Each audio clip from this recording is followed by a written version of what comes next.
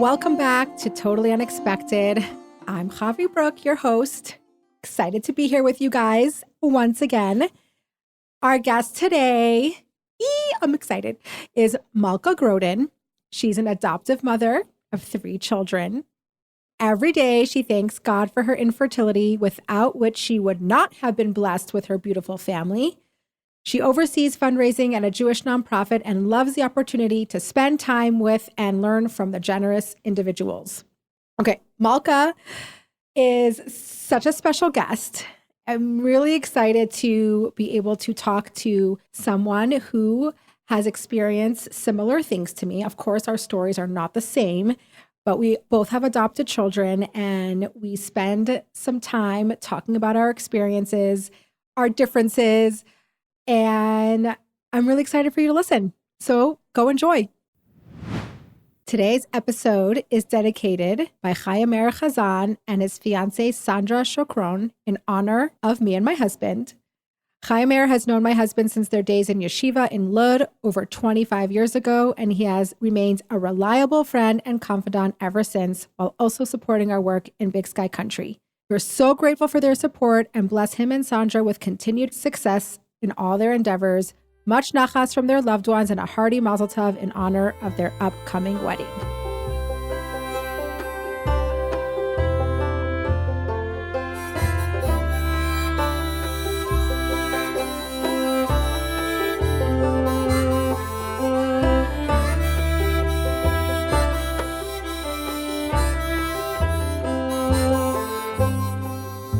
Okay, I hear you. Do you hear me? I do hear you. Oh, miraculous when it just works. I love it. How are you? I'm good. How are you? I'm good. I'm so excited to do this. You know, I don't usually record at night, but there's something really fun about it because I just like, okay, bye guys, everybody. See ya. I know. This is especially on a Thursday night. I know, actually. Yeah, I did an early dinner, and then I wasn't even supposed to put Hanalea to bed because it's early, but she woke up at an ungodly hour this morning, so she was so exhausted. So I actually did end up putting her to bed before I left. So I feel like a super mom right now. Hanalea just like had you in mind. She made you, There you go. Feeling good. My husband was like, okay, are you ready for bed? And she's like, no, mommy's putting me to bed. So I'm like, but I'm leaving. And then I'm like, you know what? Think I can pull this off. Let's go do this. I love it. Yeah. Also, fun fact. Yeah. This dress that I'm wearing. Yeah. I had a seamstress shorten it. Yeah. And it's now much too short. And so my new hack is that I was like, I can wear it. No one sees the bottom. So I did this earlier today. And then I'm like, I like this dress and I can't wear it out. I love that. Literally, I was walking out the door and my husband's like, your skirt's dirty. I'm like, he's like, you're dirty. I'm like, where? He's like, on your skirt. I'm like, no one's going to see that. Perfect. I look decent from here up. So we're good. That's all that matters. It's all that matters. All that matters. Okay. Very excited that we get to do this. I've been wanting to for a while. I'm glad that the stars have aligned. I feel like we have a special connection because of our life journey and where our life has taken us. I don't know if I ever would have met you or known you otherwise. So I feel like those are like God's little, what are they called? Like not the silver lining, but those things. You get what I'm saying? I do. It's the side then. Yeah, to sweeten the deal, like. Totally. And you know what it is? Like, how many times have we met in person? Twice? Maybe 3 times? Yeah, maybe 3 times. But whenever, obviously you come up, people are like, oh, do you know Chavie Bruk? I'm like, yes, I know Chavie Bruk. Yeah. I'm like, she's my soul sister. We're soul sisters, 100%. So why don't you share, how did we meet? How did this all come to be? You know what's funny, Chavie? I was thinking about how I think when your Chabad.org article came out about adoption, I wonder if I was even married at the time, but I remember reading it and being curious about it. And I have this memory now of Facebook stalking you. Oh, hilarious. My gosh. I don't know if I was married. It was definitely before it was any like adoption was anything for me, but it was like, who is this person that adopted? And like, you remember Yeah. you can't really see, so you just see their the profile. Yes. So Yes. that's that's a confession to start, it's a memory that came to me. I'm like, I definitely did that. Well, you know what? I love it. I love it. That's such a great memory. And I think that happens often where kind of life plays out and then only later do you're like, wait a second. I remember this thing that kind of connected us before we even knew we were going to be connected. Yeah, totally.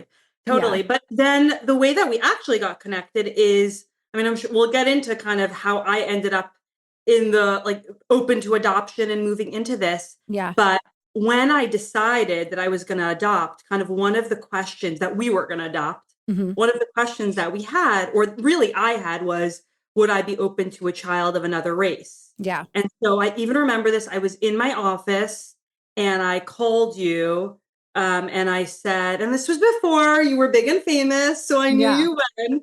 Yeah. You Um, knew. I knew you Yeah. when. I still don't think I'm big and famous, but No, more known, more well known.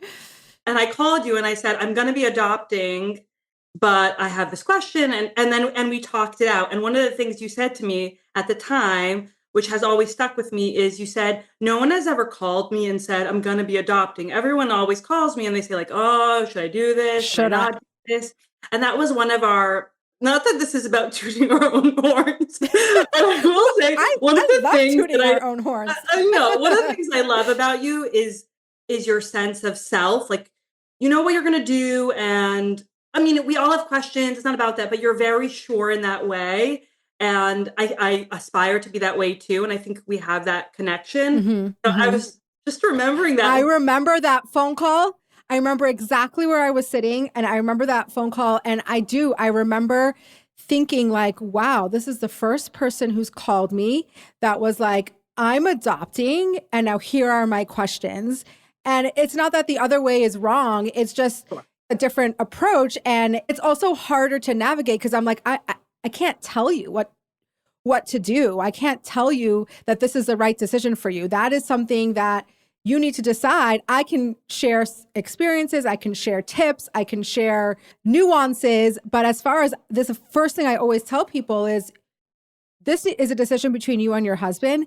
And it's a decision that you really need to be really grounded in before you embark, because it is such a roller coaster and there's so much coming at you that you really need to be sure that this is what you want to do. And to have that experience of talking to you and be like, yes, I'm doing this. And here are my specific questions. What are your experiences? Was such a fun way to have the conversation. So what brought you to adoption? We got married very young. I was 19, Mendel was 23, and it was just natural. Like I just expected that I would have children. And Mm-hmm, mm-hmm. I can't even tell you that I was almost 20. Okay, I'll just say. Yeah.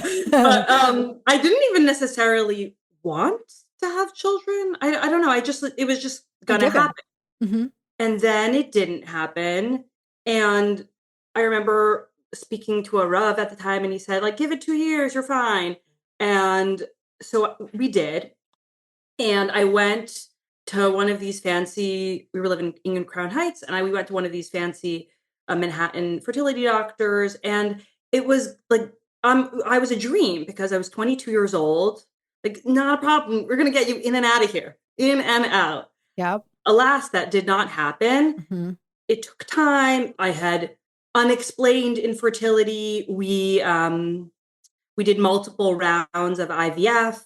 And I remember I was very committed for a while. It took Mm-hmm. us, let's say I was 22. So it took us probably 4 or 5 years that we were doing everything. And we took some Yeah. breaks along the way. Yeah. And, infertility treatments, as I'm sure many who are watching know, and it's exhausting.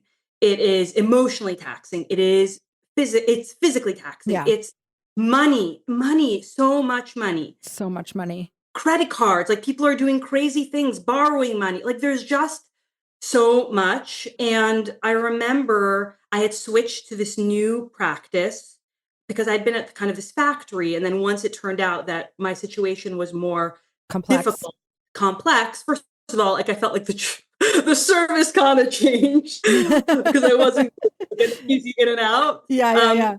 You know what I mean? And then I went Yeah. to this different doctor and he was lovely and he was more hands-on. We were going to figure it out. He had high hopes for the process and then it failed. And I remember him saying to me, it's going to work out. This isn't a race. This is a marathon. And I was like, okay, thinking about it. I spoke to, people at PUA. I talked about alternatives that I could take like a further step. And I don't know, it's so much. And so I had went to a therapist and she had said to me, I actually did this on the day of the failure, I think. I went to a therapist and she had said to me, what if you never did it again? Mm. And I remember thinking, how could I never do it again? Like that would be such a failure. I would be giving up. Giving up. I would be giving up. I would be failing my family, my in-laws. Like it's just, and she said to me, well, what about adoption?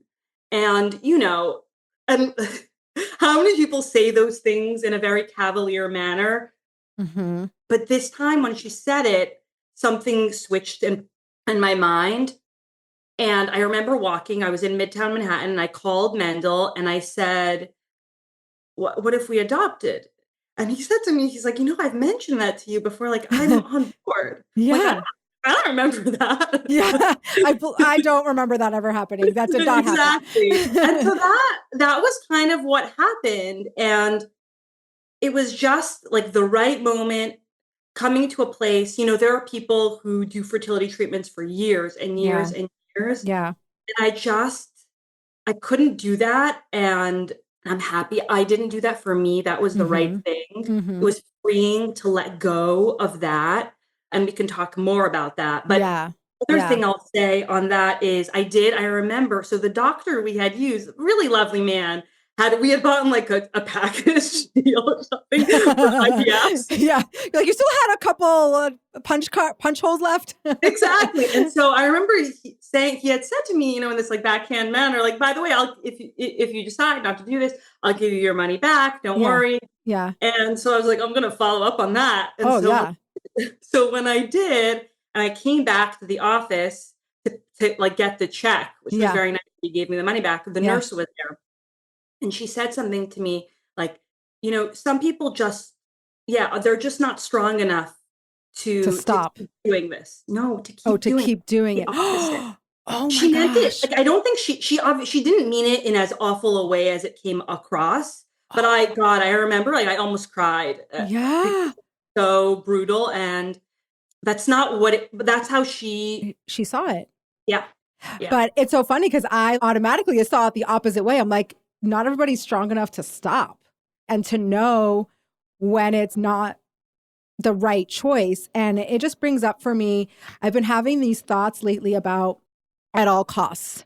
Not everything is meant to do at all costs. We have to know where that line is. I'm willing to do this up until this point. I think about that because so many times, and I forget the particular example I have in mind, but there was something very specific that I remember thinking like, this is not supposed to be at an all cost situation. When do I let go? And what's really hard about fertility is it could feel like an at all cost situation. Like I'm supposed to do this until I'm broken and I've really exhausted every single scenario and option. And to me, it feels very, very brave and strong to know yourself well enough to be like, you know what?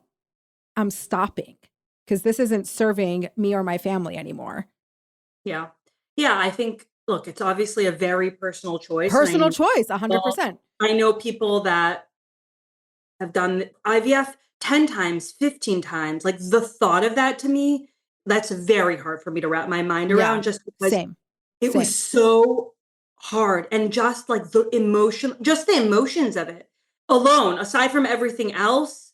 And well, the anticipation and then the letdown. I did only IVF once. My story, although we have a lot of similarities, my story happens to be pretty different on how I got to adoption.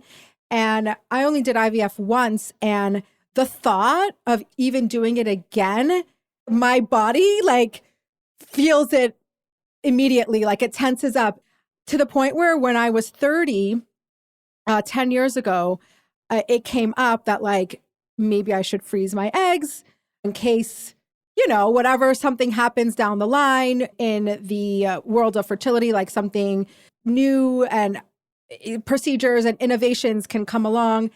And I made the decision. I was like, I cannot do this. Yeah. Again, at what cost? In case some miracle happens and they figure it out, then you know what, God, you can do the miracle without me freezing my eggs. Like, and that is not the approach everybody takes or everybody should take, but it was for me. And I felt so at peace with that because just the thought of doing IVF again is just, no, I don't want to. I feel the same way. And then on the flip side, the people who do IVF many, many times, there's so much strength in that. Like, I don't know how you do it. It's not a competition. Exactly.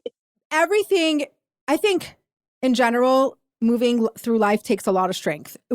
Whatever your scenario is, like we are tasked with really, it takes a lot of strength to just navigate life. So everybody does it in their own way.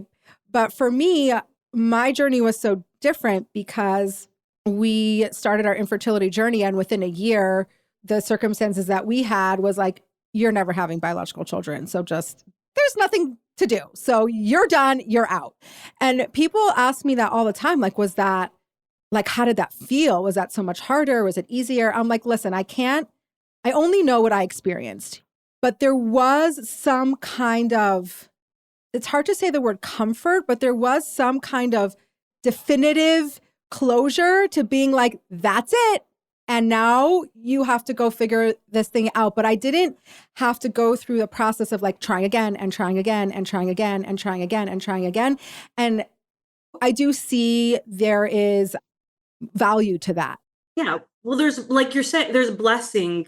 Yeah. It's kind of like what we said. I don't think it's the same. Meaning you and I meeting is like, that's just like a God had us in mind and and made us soul sisters. And we're lucky for that.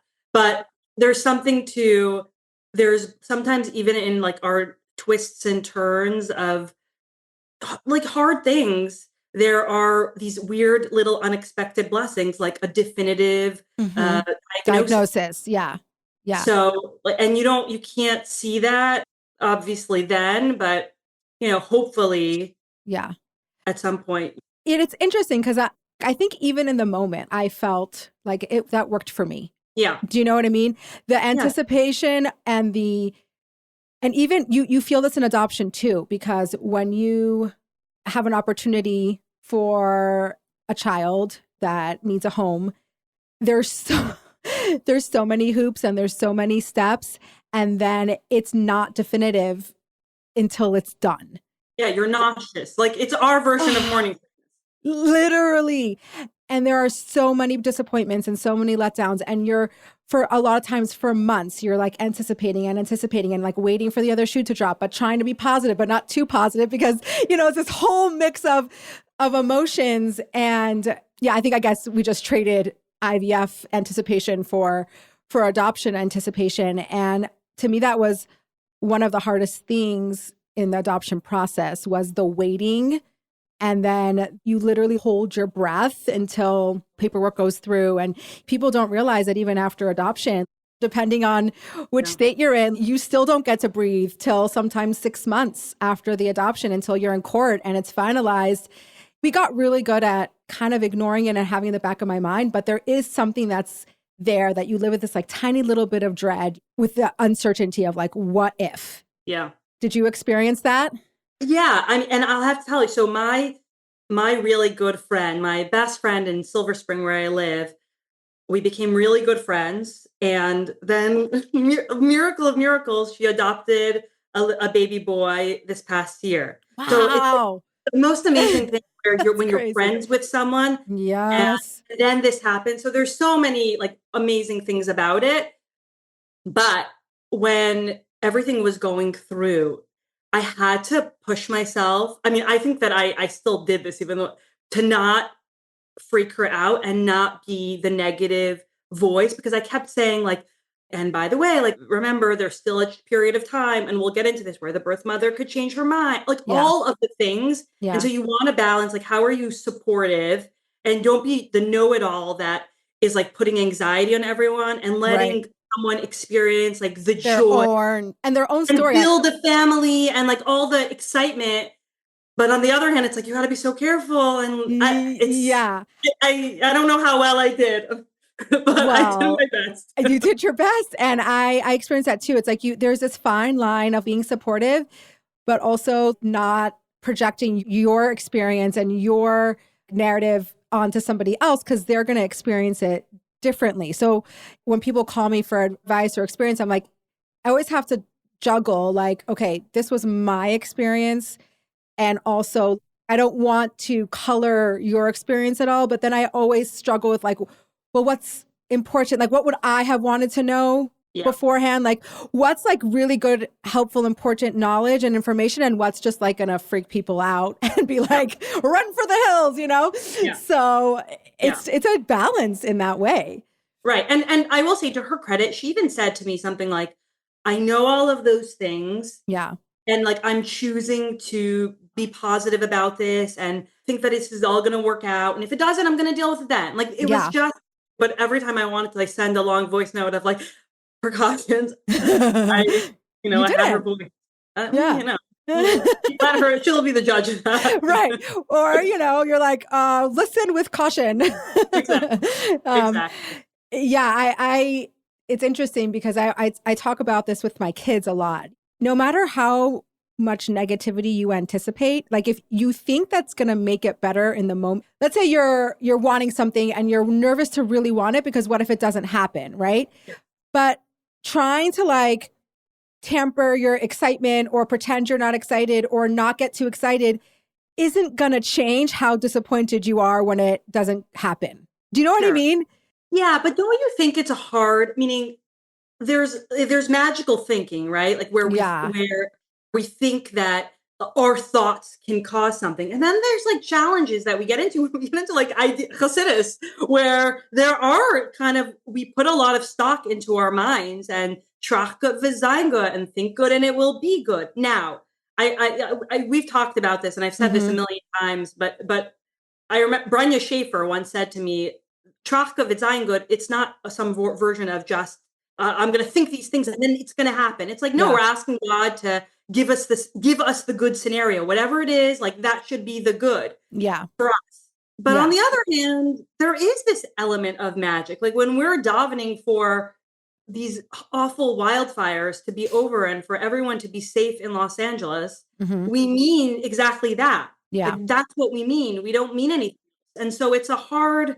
Yeah. And we're also told like our prayers and our words have weight and value, right? Yeah. And so it's that kind of, again, that juggling act of like really believing in the manifestation of the good and really believing in our willpower.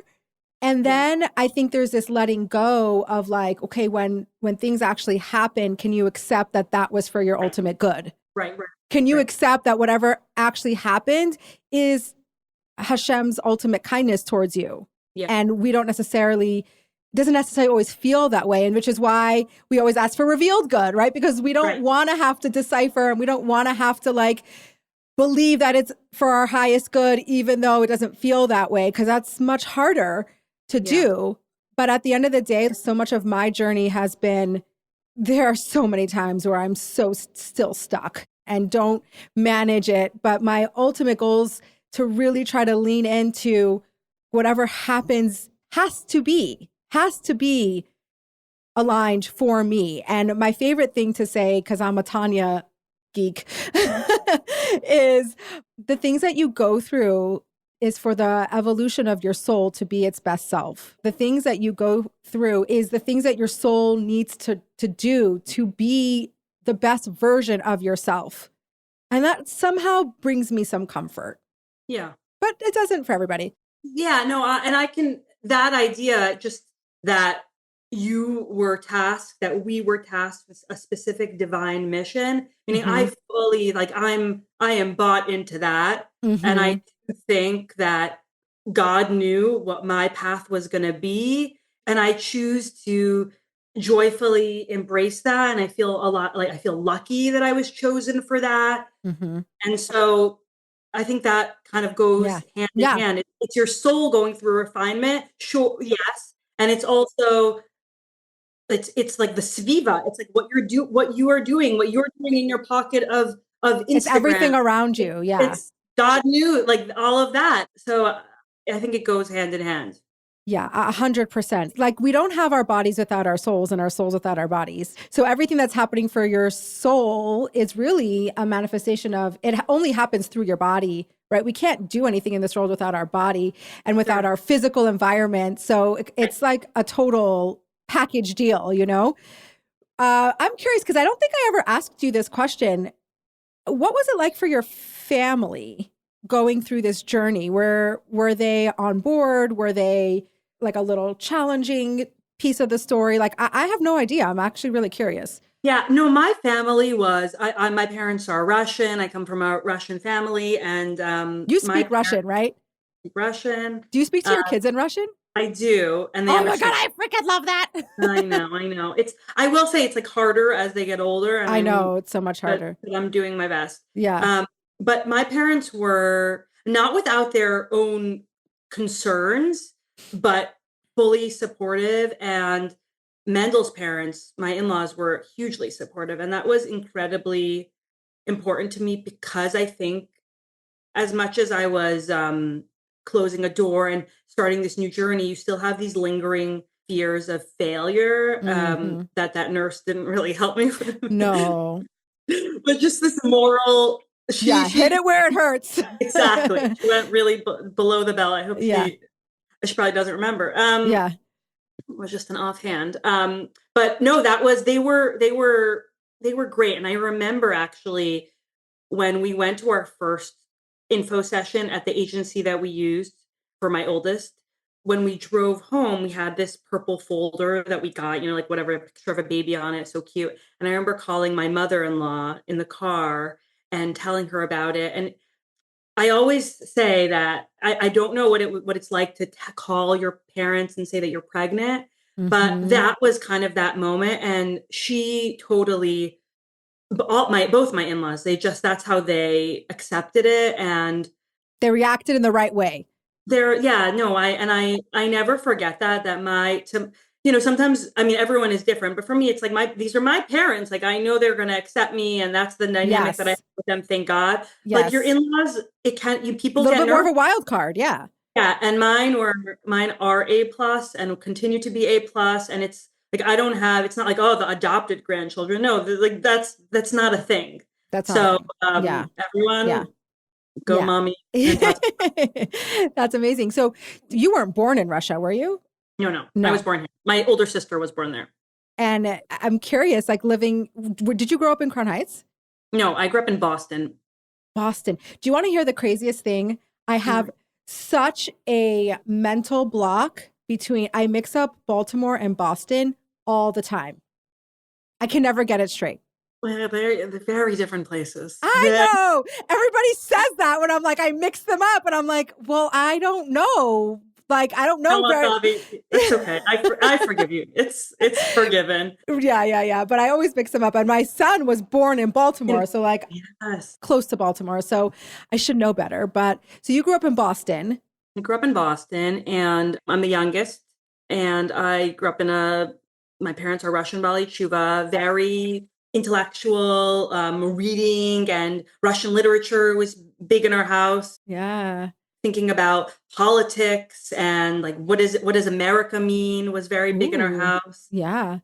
Was it like an immigrant experience? I know a lot of people who are children of immigrants talk about this experience growing up with immigrant parents, and it's a unique experience or when Sure. I feeling. mean, I'm very much a first generation kid and Yeah. very just like grateful to be an American. I feel that Mm-hmm. that was what my home was like. We respected our parents. Like there was no, I always noticed like the difference between the quote American kids in my class and the way that we like I Yeah. would never have spoken like that. What about I've heard children of immigrants talk about like the pressure of succeeding because they moved here for you to be successful, that whole narrative. Yeah, I won't like say that I have like the tiger mom or anything like that, but I mean, sure, I would say that my parents, there was an expectation that I would do something, that I would study hard, but I embrace that and I have a lot of gratitude for that. And you didn't have resentment around that at all. No. I mean, I don't have like a dramatic story of, rebelling against my parents. I'm very much in the mold of my parents. That I'm very much the same. I'm like, I don't have any dramatic childhood stories. Thank God I had a great childhood. Yes. No, and close with my parents. Yeah. No, I think really the fact that my parents were on board with adoption was very important to me, meaning I think it would have been hard for me to move ahead if they weren't. Yeah, I feel the same. Yeah. Because people ask me that question all the time. Like, what about your parents? What about your family? And I'm like, yeah, I don't know. I have a very similar experience. Like my parents were automatically on board because I'm their child and they understand the circumstances that I'm in, and they totally were respected and were very proud of the choices that I was making. And same for my in-laws. Like, again, you don't know how they're going to react. I think it was maybe a little bit harder for them to wrap their brain around and for them to kind of understand the process, but never once was it like not accepted or I don't think you should do this. It was with a lot of acceptance, maybe just a little bit more understanding of like what's actually happening. Yeah. And I feel so grateful for that support because it is such an intense time, and not like I was conversing a lot about it, but just knowing there was that I was grounded and I had that support to fall back on if I needed. I can't imagine if I didn't, if I was just alone and knew that I was disappointing, or I'm also the oldest in my family. Right. So it was such a unique experience. And like, of course, I had a obviously very similar experience with getting married and just kind of expect this is what we see, right? There's just this automatic expectation that we're just going to have children. Never crossed my mind. Do you know what I mean? But I knew that I wanted a big family. Like I was super into it. I loved children. I knew that I wanted a big family. So when we got that diagnosis, I was like, well, that's not going to work for me. Like I'm going to figure out how to have a family. So maybe it's not the way that I thought it would be, but it's going to happen. And that's kind of what was my approach and how I dealt with it, especially in the beginning. It was a very action oriented because I was so young. Like, I don't even think I knew what grieving really meant at that point. Like, what did I have to grieve at that point? Thank God I didn't have the experience of really having to grieve something so deeply. And for me, it didn't happen till way later. What was your experience around that? Around grieving, kind of around closure? Yeah. I mean, I think that I grieved at that time in some like compact. You had a longer process with all the treatments. Did that help the process, or? I guess so. When it was over, it felt like it was over. Meaning when I was finishing up, when I knew that we were choosing something different, I kind of like put on a different hat. Interesting. I think there are times over the years where it will come up in some way. Meaning I feel, I actually just said this to my son tonight. I was holding him and I said, I'm so lucky that I didn't grow a baby in my belly. I'm so lucky that I have you. Meaning like, and not that those necessarily need to be connected, but like as they get older. You, well, yeah.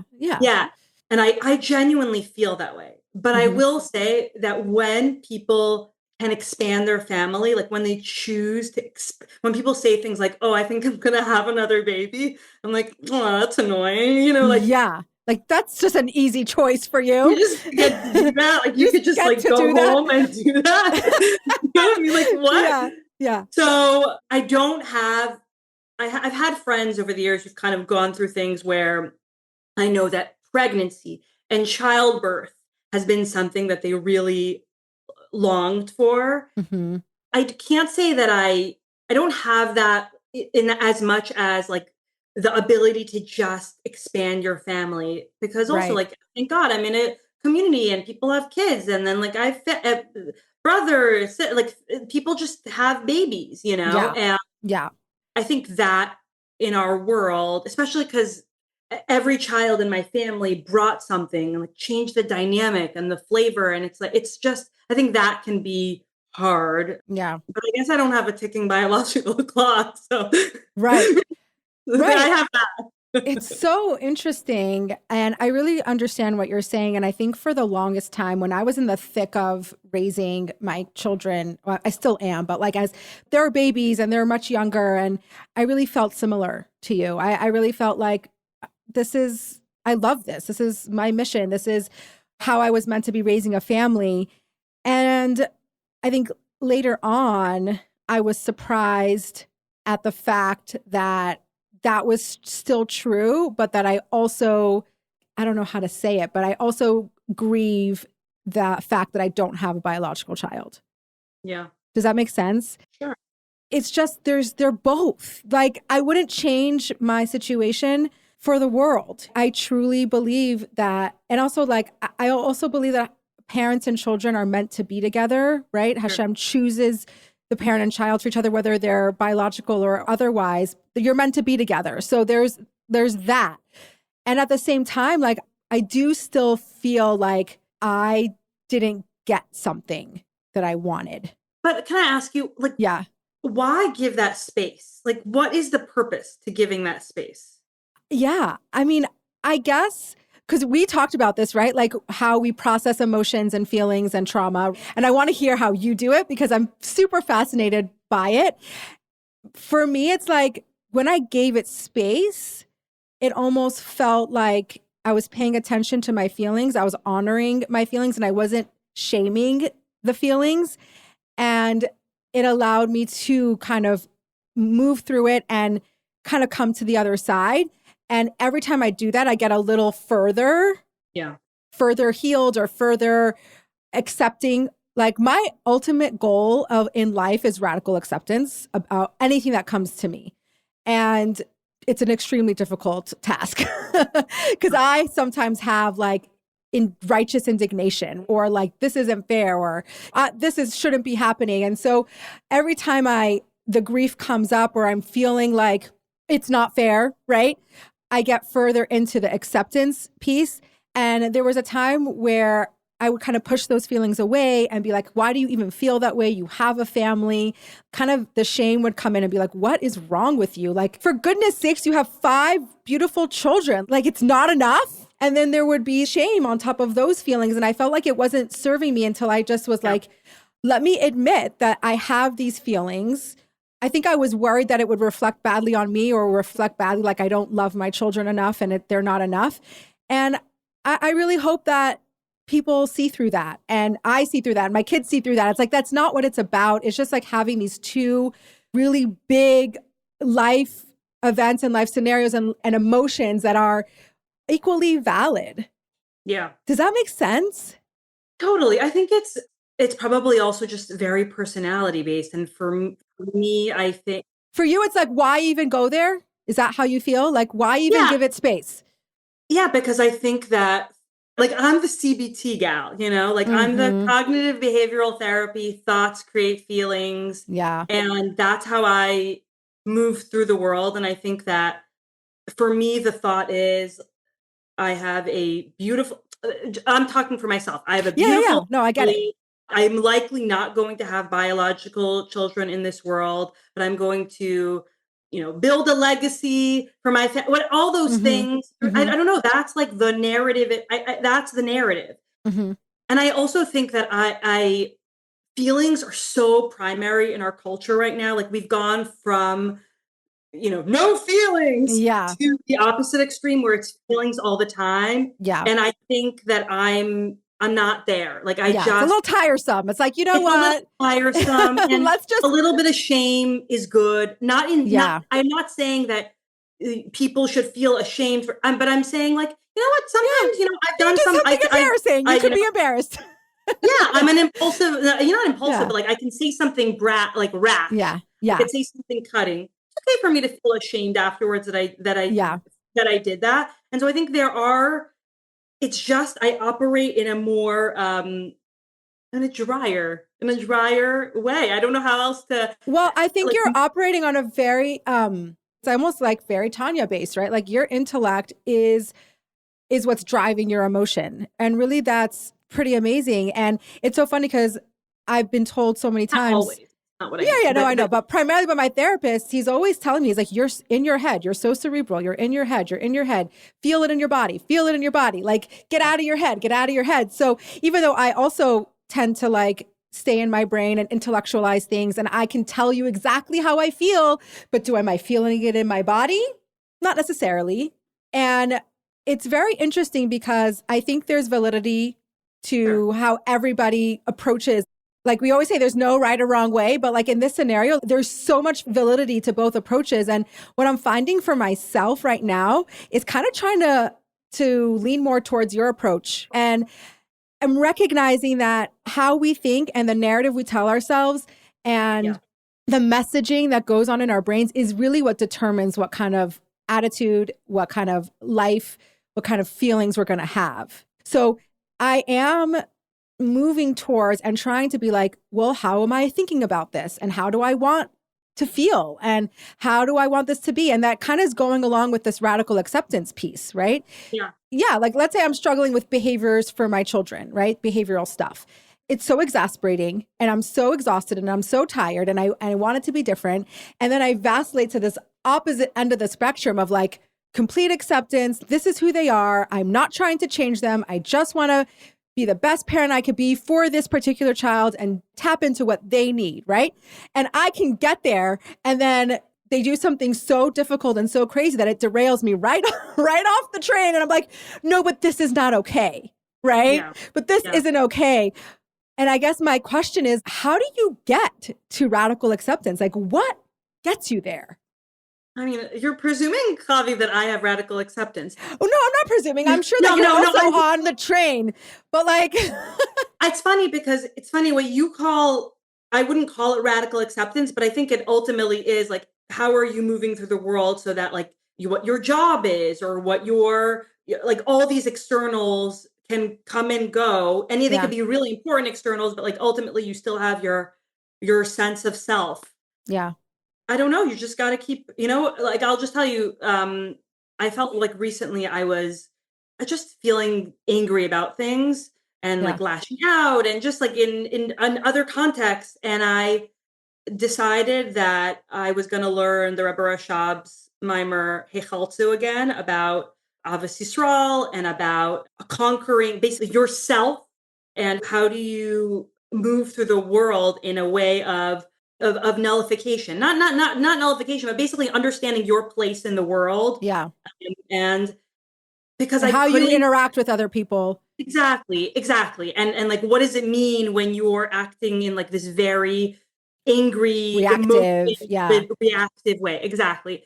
And so I think I have a group that I learn Hasidus with that I love, and all of those things like anger and not being in control of yourself, all of that stems, right? That's the same thing. It's like this not being able to accept yourself, not being able to kind of just move through the world, accept things and be responsible in the way that you are. And I think for me, learning Hasidus really helps me. Mm-hmm. Because I was even sitting in that moment when I had this experience where I felt like I didn't act as I should. Yeah. I was Googling, and then I'm like, Malka, remember? Hey, remember? And I Yeah. haven't learned it since I was in seminary, Yeah. and we're relearning it now, and it's great because when you fill your mind with those things, it's like like you said, the Tanya queen. That's where your mind can go. It Yeah. really makes a difference. Yeah. Well, that's what Tanya does for me so much. People ask me all the time, like, why are you so obsessed? Or why do you always teach it? Or whatever. And I'm like, I don't understand. It feels like a hug. It feels like It's such a you statement. It feels like it doesn't feel like a hug for me. It feels like good for like interesting, but it moving. feels like okay, like here's how the world works, and Yeah, this is your mission in life, and we're gonna struggle, and this is what happens when you're in the struggle. You're literally in midst of your service, and that is the yeah, whole point of why we're here. And Hashem is in you and part of you, and it's just like it's so comforting. Right. It's a little overwhelming at times because you're like, I'm never gonna be at this level. But at the same time, like you take it one step at a time. And I find it to be, I'm a very information oriented person. Like I like to know stuff. I want to know, why does this work that way? How does it work that way? And Tanya's literally peeling away like the curtain of the world and telling us like, okay, this is how it works. This is why this causes this. And I find it so comforting to know. Yeah.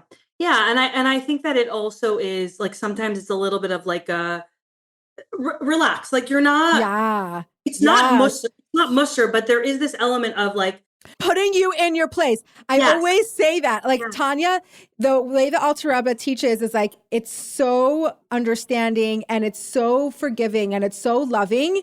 And then it's like, when you cross the line of your ego, basically like taking over, it's like, let me scoot you back over to where you know, like it has this amazing duality of like total acceptance and then also like putting you in your place. Like don't get ahead of yourself kind of thing. Oh yeah, ego, isn't that the mother of so many ills? Oh, everything. Yeah. Everything. And it's amazing when you can recognize, like you could just tell yourself, I've done that before. I'm like, okay, that's my ego. And it's a little embarrassing, but like, here it is. It's alive and well. Time to rein it back in. Yeah. By the way, Chavie, I feel like we have to say, I should probably share my adoption story. I'm realizing people have watched this far in. I know, right? It's okay. Do it. Let's, you know, we kind of meander around. We get there. Okay, whatever. I follow your lead. Tell us your adoption story. I want to hear it because I don't even know if I know all the details. Well, I mean, I'll just say that for the first one, so we have 3 kids. So for the first one, for my son Isaac, I went to an adoption agency. I'd actually been at a time Shabbaton, I guess maybe the last year and a half before we moved into adoption, and they'd been giving out squishy balls that said the name of the agency. And so when I looked for an agency, I was like, hey, I'll Google that. Wow, when marketing actually works. Exactly. Or where there's like not that much information in exactly. So you grasp for straws. You grasp. Exactly. So we did that. We drove to this info session in Pennsylvania. And, you know, like in the beginning, it's so overwhelming. You're like, they're throwing all these terms at you, ICPC and revocation period. And you're like, oh my God. And it's so much money. And so for us, a lot of kind of that process, and this is when I had called you, was figuring out like what we would be, how open we would be. And, you know, would we be open to a child of another race? Would we be open to a child that had exposure to drug and alcohol prenatal? Lots of other kind of scenarios. Now, I never say like what the specific scenarios around any of my children are, though I will share their race. Well, you can't hide that. But I'll say broadly that our approach was one of like much more openness. Because I think, and this is something you and I have talked about, is that sometimes when people approach adoption, they think like, wow, I'm going to find a quote unwed mother and I'm going to have a child that blends into my family and we're all going to look alike. And there's going to be no background. And I'm going to pick the gender and I'm going to pick the health conditions and I'm going to pick, you're going to have it all planned out. Yeah, exactly. And then you enter this world and you're like, oh my God, there's like incarceration, there's children that have been conceived in rape, there's drug and alcohol addiction, it's just like a different world. It's a whole different world. Exactly. And I think when you're in it, for me, like it's almost like you pinch yourself like, am I in this world? Like I'm from a family, like grew up like, you know, 2 parents, stable, and you're in this world. I can't believe you're saying that because I have those thoughts all the time. I'm like, I can't believe, like not negative or whatever. It's just like, it's just like a really, I can't believe this is my life and this is the things that I'm interacting with and these are the conversations that I'm having. Yeah. Whoa, how did I get here?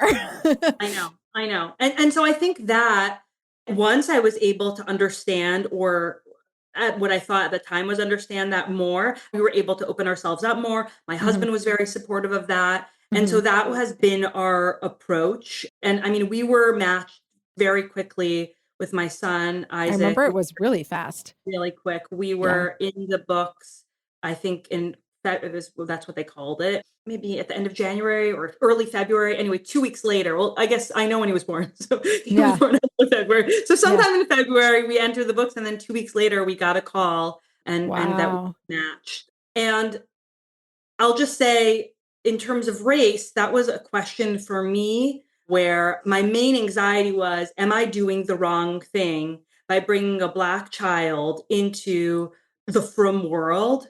And I wrestled with it. But some of the things that were compelling to me were that the wait time, and I don't mean this just in the crass way of like, how long is it going to take to get a baby, but of Right. what it represents, like that there are a lot of people that only want a child that looks like them, that only want a white child. And to me, it was like, the Upper East Side mom, or not mom, the Upper East Side prospective mom, she wants a white child that looks like just like her. I don't know. I just felt like I was rationalizing this thing that was for other people. And then it didn't hold. The logic didn't hold for me. Yeah. And my husband he was there much faster. Yeah.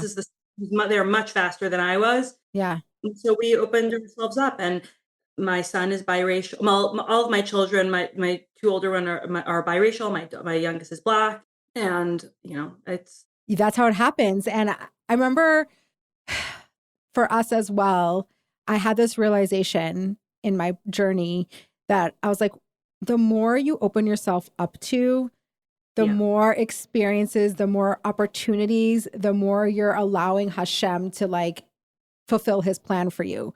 I always think about like, if you keep yourself in this box of like, I don't do this and I don't do this and I don't do this and I don't do this, well, your opportunities are really limited. And I tell this to one of my children all the time who doesn't like to do a lot of things. And she's like, well, I don't do this and I don't do this and I don't do, and I'm like, well, then you're not going to have much to do. Right? Yeah. Like you're going to sit on the side because you decided you don't do art and you decided that this isn't for you and you decided that this isn't for you. Well, why don't you just do it anyway? And you have a much bigger chance of having a good time and enjoying yourself as opposed to sitting on the side and not even letting yourself participate. And yes, it's a very toned down example, but I really feel that. I'm like, am I going to be the one to be like, no to this and no to this and no to this and no to this? And I found for myself in my own journey, the more I opened myself up, the less conditions or criteria that I have, the more of life I got to experience. Yeah. No, does that make sense? I think that's right. I mean, I think it's also that once you're in this, you change. And so for me, sometimes when it's actually hard for me, which is why people call you and they don't call me because I'm like, people call me and they're worried about this and worried about that and drugs and alcohol and there are real concerns. I'm not dismissive of that. Yeah. This is a different game. Like this is a different game. Emily Oster, she's the economist who writes about children. She's a book Cribshe, and then she has a book about pregnancy. Anyway, it's all very data driven about raising kids. And I actually am not familiar, but sounds like I should be. I like her. So she has a book where she talks about, like what is actually the risk of eating sushi when pregnant. And she breaks it down. It's like, well, actually, statistically, you're probably fine. Like don't eat sushi at the gas station, Right. We're very alarmist in America, right? Like, don't do this and don't do this and don't do this. And it's like, but if that's for women that are having babies biologically, like, guys, that's not what this is. Like, this is just not that. And so I think, to your credit, you're Ebson, you're listening. For me, I'm like, I'll validate your feelings. It's harder for me. This is the flip side of well, that's the thing. We all have to lean into our strengths. And I really believe this strongly. And it came up when I was dealing with what happened with Many in camp. And I got so many messages that were like, I would have just burned the house down and I would have this and I would have that and I would have this. And I'm like, all of that is super valid. And that's probably what you should do. But if I do that, that doesn't align with who I am. And I have to approach my scenarios, my life in the way that is in my strength, right? And I have to use my strengths to navigate what I face, and you need to use your strengths. And our strengths and our weaknesses are the opposite side of the same coin, right? And so we just constantly have to balance and juggle that. But to what you were saying before, this idea that it's just a different game, right? You're playing a different game. And I think that a lot of times my experience, I'm curious if this is your experience. My experience is that people think children are children, you're raising children, it's all the same. Intersperse your experiences. And for me, I don't find that to be true. I think, yes, children are children, but I think raising adopted children is a different game than raising biological children. I don't know, meaning I've heard you say that, and at times I even repeated it.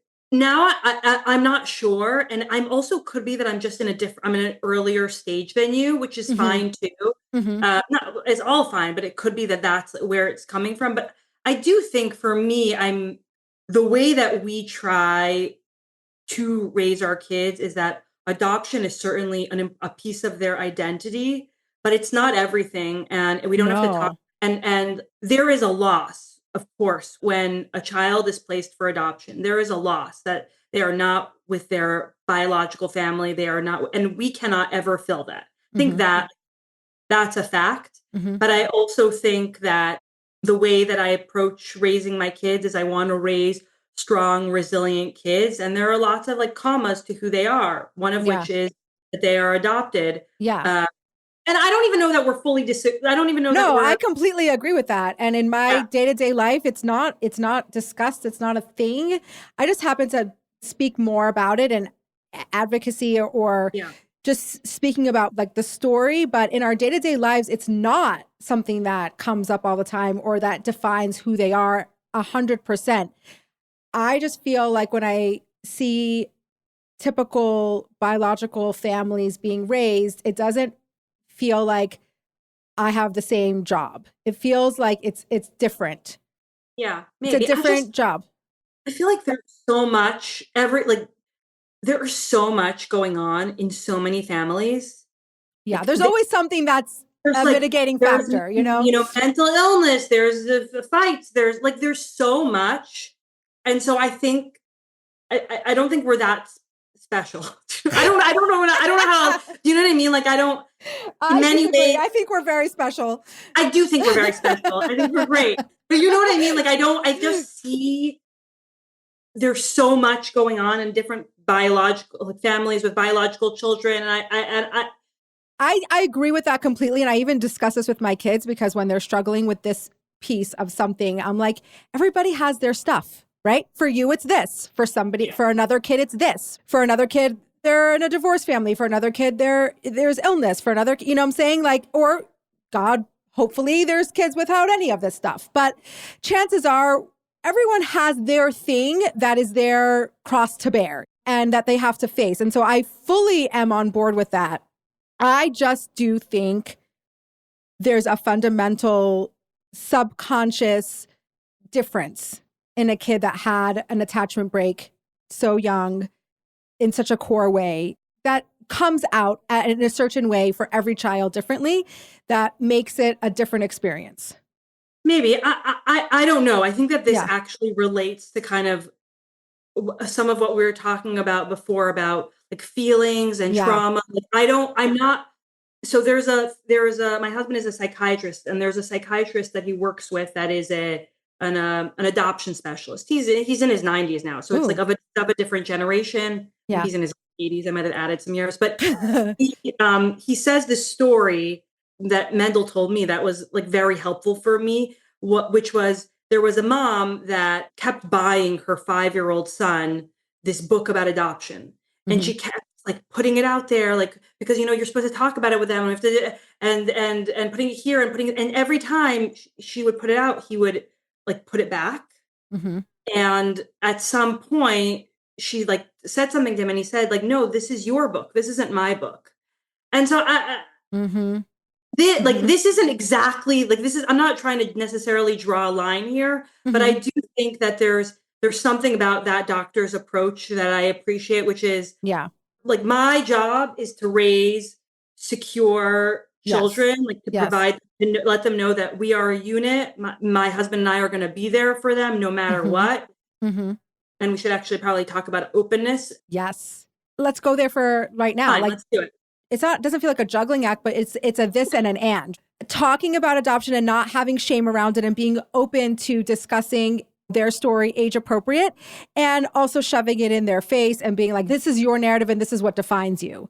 Like, I totally agree 100% I'm behind that. And anyone who's been in my home, this is not a discussion that we have all the time. And it's not something that's who they are and defines them on a day-to-day basis. And at the same time, sometimes our supper table conversations, I'm like pinching myself, having these moments of like, wow, can't believe this is what we're talking about. And it's in such a beautiful way. Like, the openness, I feel like, is the kind of the pathway in through which you do feel comfortable and confident in who you are.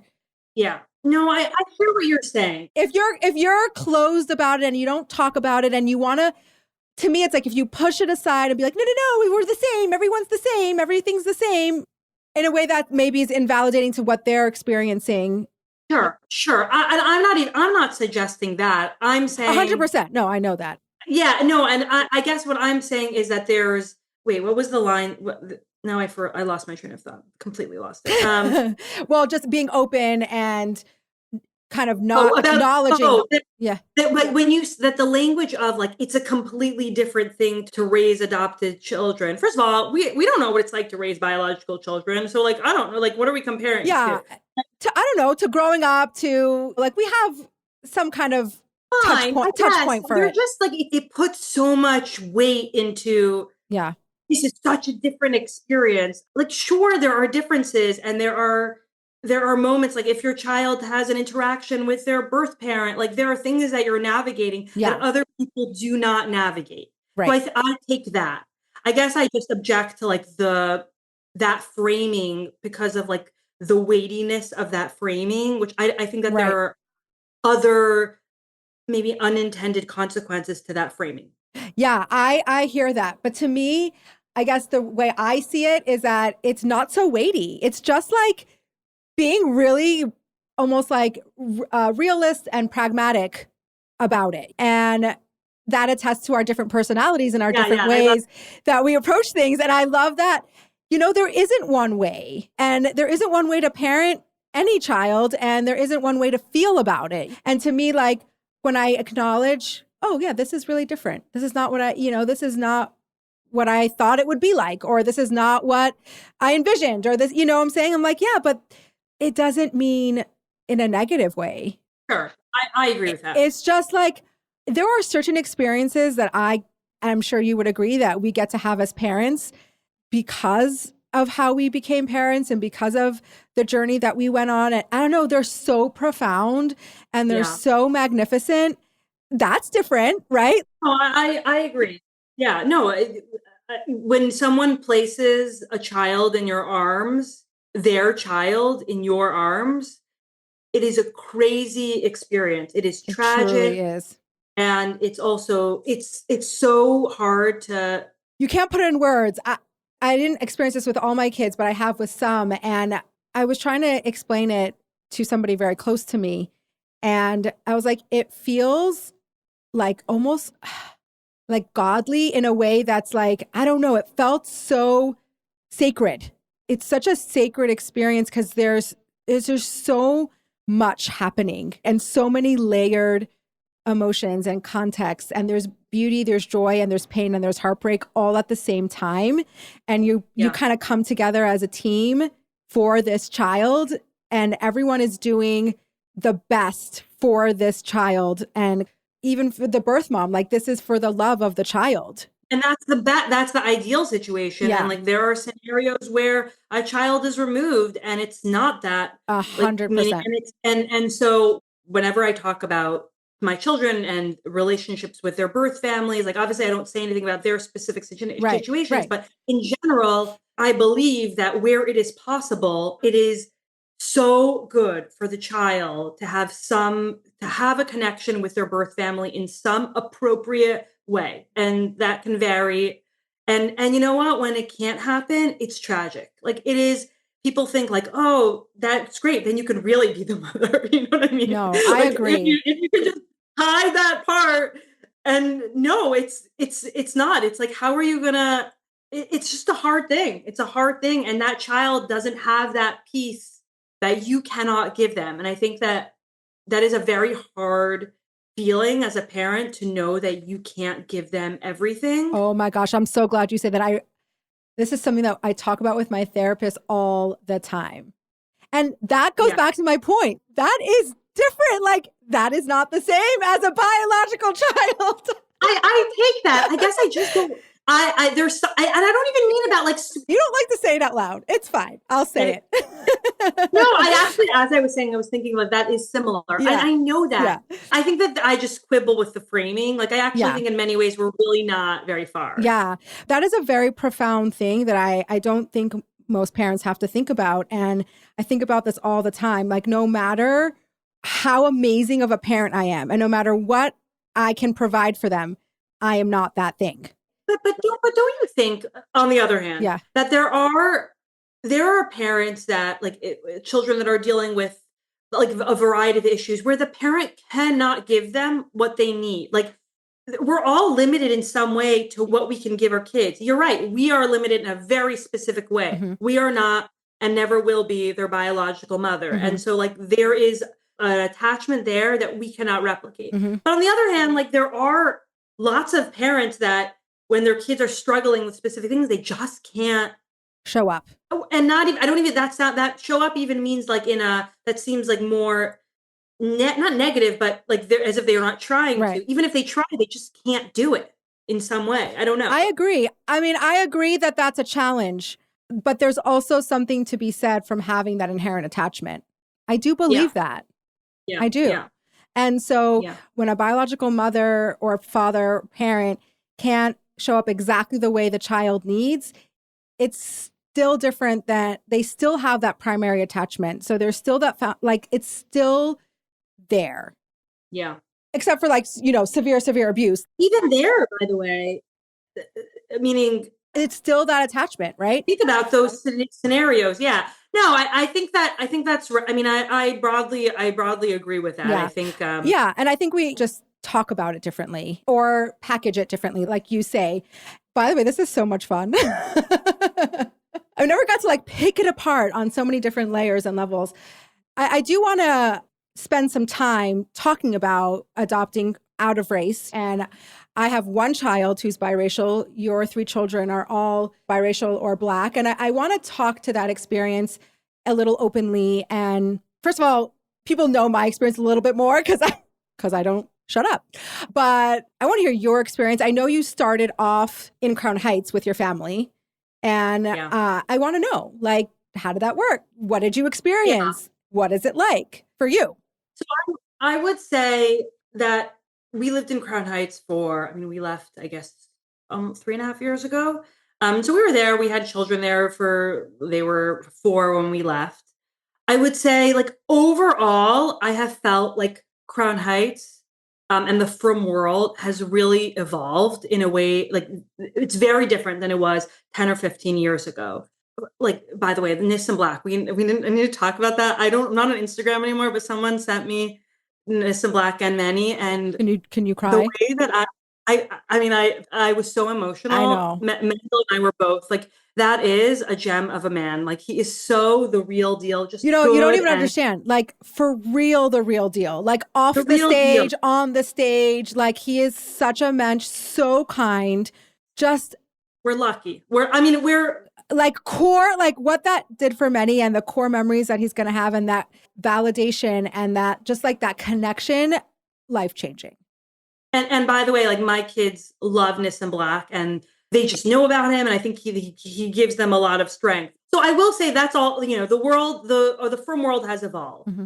And then there's the day-to-day of living in Crown Heights where the word Schwarze is used often, where there's just this, it can come up at times, this underlying tone of othering the Black community and Black neighbors and it just, and there are moments when crime gets worse in Crown Heights, the language gets worse. Mm-hmm. So overall, we had moments where I had to basically figure out how am I going to be effective in responding to people? Because part of what we're talking about is I'm saying that I can be harif, mm-hmm. I can be abrasive in my responses to people. Spicy. But I want to win and I don't want to, so I have to, how can I be effective?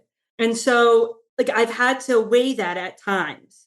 So I had one scenario, and I wonder if this person will watch this, but I'm just going to say the story anyway, where Mendel's not going to be happy with me. That's my life. Well, listen, we can always edit it out if you get in trouble. Okay. But no one's going to see. It's just audio, so. Oh, really? Yeah. Isn't that nice? My son, where someone was calling my son Tyrone as a joke. Ooh. And he said it a few times. And I said to him, like, stop doing that. And then the last time I said to him, I said, like, if you say that again, like, you are not going to be allowed near me. Like, you're not going to be allowed near me. And I had to do that. Like, I had to be draw the line. Draw the line. And then there's a language of, well, what do you do about Crown Heights and the use of the word schwarza, where they just use it? And like, what is your approach going to be with a 70-year-old man versus like a 30-year-old woman? And so this is a challenge. Like, I don't, and I will say that we left Crown Heights because my husband got a match for residency outside in DC. Mm-hmm. And so I was forced to leave. Mm-hmm. And I'm lucky in a way that I was forced to leave because it would have only gotten worse. And I was prepared to stay and fight. Like, I think that the community has evolved so much, but this came up enough. Mm-hmm. And they were young then, but it came up enough in like little comments in, you're brown, so you're not Jewish. Right. Or you look like a guy. Mm-hmm. Like language like that now I just couldn't, it wouldn't work. I live in a community where like that is not, it's not a thing. Like people just don't talk like that. Right. And so when I go back to Crown Heights, that's when these little incidents happen. So I want to say that the community has evolved in so many ways. Mm-hmm. And I saw, by the way, I was emotional when I looked at your post. Mm-hmm. And I saw all the comments. Mm-hmm. And like people saying like, it's crazy. And because I know that those people don't talk that way. And I know those people are doing their best to raise their kids so that they don't talk that way. And so I like, that was very encouraging and buoying. But on the other hand, I don't know, man, like, yeah, it's a lot of work to do. It's a lot of work. And I don't know what the answer is. And I know that like wagging your finger at people and moralizing is not it. And yeah. But do you think like awareness and education, there is a place for that? Sure. I mean, I think we have to like emphasize the way that the Rebbe spoke mm-hmm. about other people. Mm-hmm. And I had sent you this, like there's this beautiful conversation between the Rebbe and Mayor Dinkins, mm-hmm. who was the mayor at the time of the Crown Heights riots, and the way that the Rebbe is talking about like, you know, Jews and Blacks living together, and mm-hmm. Where skin color is not something that we're going to talk about, and determines value. That we pray for a time, and it's like that's our Rebbe. That's the way that he speaks, and so there's a disconnect between culture and the Rebbe's teachings. And your husband's article was so beautiful, and like that is who we are. And so I think we sometimes we get into the daily grind of life and the thick of it, and we lose the plot and we forget and we aren't paying attention. And that's where I think that just bringing our attention back and bringing the awareness, like, you know, we have come a long way. I am the first to say that. And the craziest thing is like people were upset at me for not having a judgment, you know, and I'm like, I don't have judgment. Like I don't have judgment on the kids who said things that were hurtful because I understand. It doesn't mean that they weren't raised properly. It doesn't mean the kids say things, adults are trying their best for the most part. And sometimes there's not even an awareness of like how you're speaking because it's so part of the culture that there's no understanding that could be hurtful to someone. And that's really going back to that story, which we don't have to harp on too long, but that's kind of why I said anything at all. I was like, I don't want to be part of the narrative where we sweep it under the rug and we don't say anything and we just, it's okay. And I just work on my kid. And because my ultimate job is to, like you said before, be the parent that can raise resilient, kind, integrated children who are healthy, right? Like that's our goal, right? Every mother's biggest goal.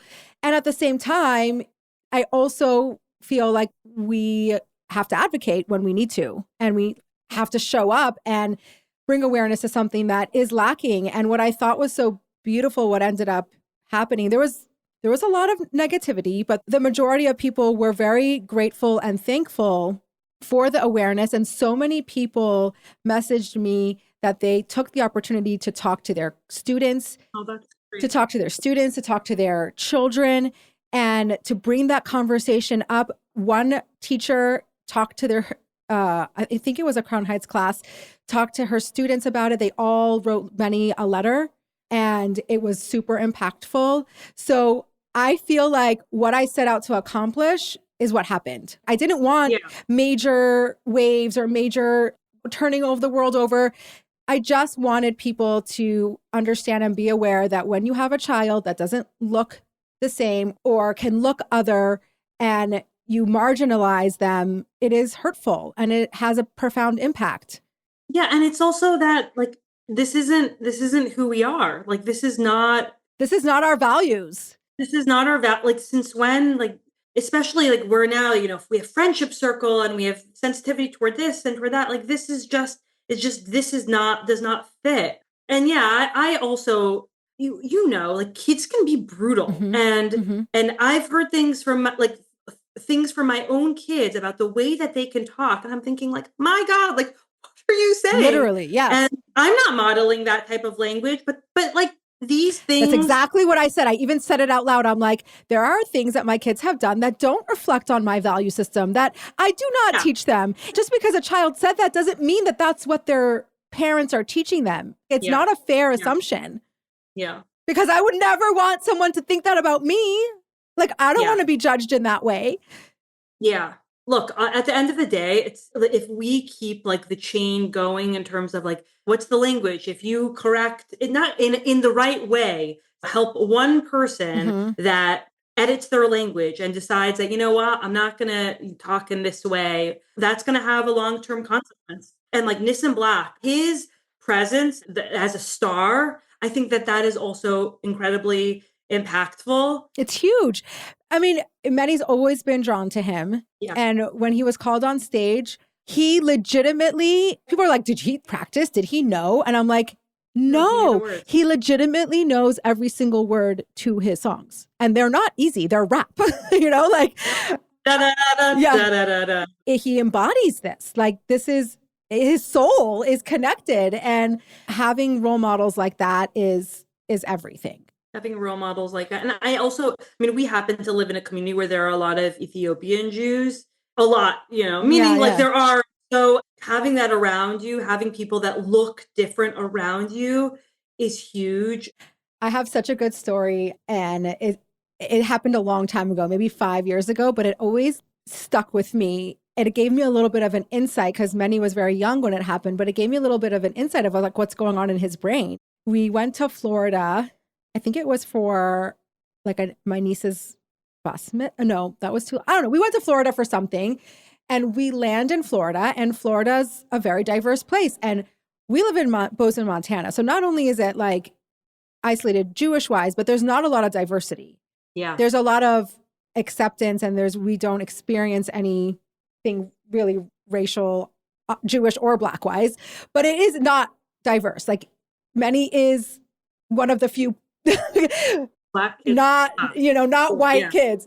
So we land in Florida, and his eyes are like popping out of his head. And he turns to me and he's skipping through the airport, and he's like, "Mommy, there's so many Black people here." And I turned to him, I'm like, "Well, how does that make you feel?" I'm like, "What does that feel like? How does it make you feel?" He's like, "Amazing." And it just like, it hit me. I'm like, he feels it. He feels it. And when he sees people that look like him, even though he doesn't inherently have any connection, he feels connected. He's like, oh, there's actually people like me in this world. And it's a pretty important thing. Yeah. My son has his best friend is Black. And like, what are the odds that his friend is a amazing Black Jewish boy? Yes. And so like once, I don't know, at some point last year, shortly after they became friends, I said to him, you're a friend. Did you ever notice he's brown like you? And he looked at me and he's like, of course. What are you thinking? It was just like such a, I don't know, because he doesn't say it. And so, and like now they'll say things like that, like, oh yeah. And people want to feel like they belong. Like they belong. And so I guess I would just say that like, Crown Heights is such a beautiful community. There's so much good and I love it. Like I think for so many reasons, you know, there's like also it's so hard if you know the warmth of Hasidishkeit, you can't explain it. You just feel it. Like the nigunim and like that's who we are. And so I think that being open and maybe revising a little bit like some of the culture that has grown fits with that, you know, more than the way it is right now. You know what I mean? Yeah, I think what you're saying is that to be self-aware and to recognize and to face where we have room to grow is a very Chabad, Hasidus, Tanya-oriented approach. The community is amazing and so great. And it's also okay to recognize like, okay, we could do a little better in this area. Let's embrace that. Let's constantly. But it also fits more with our values. That's what I'm saying. Yeah. Like it's part of the value system of growth and awareness and like recognizing we're always on the ladder, right? We're always moving up. We're always trying to be better than we were yesterday. That is our value system. Yeah. And that's what the Rebbe taught us. And I think, I can't remember if I said this anywhere, but the most impactful thing that the Rebbe is for me, I think I wrote an article about this actually for Gimel Tammuz, is whenever I'm struggling or whatever I'm feeling exasperated or resentful or frustrated or angry, I ask myself, what would the Rebbe say? And if it's towards somebody or something, I'm like, I don't know how to handle the situation. And every time I'm like, it's more love. What would the Rebbe tell you? Would the Rebbe ever tell you to cut ties or isolate because something is hard or a person you're struggling with a person's personality? It's like, especially if it's family, like more love, more acceptance, right?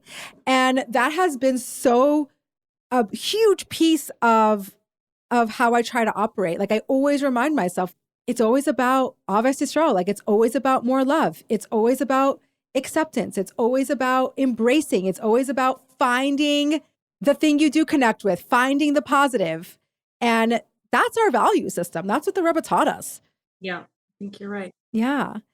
I have I think there's another thing that would be interesting to kind of explore.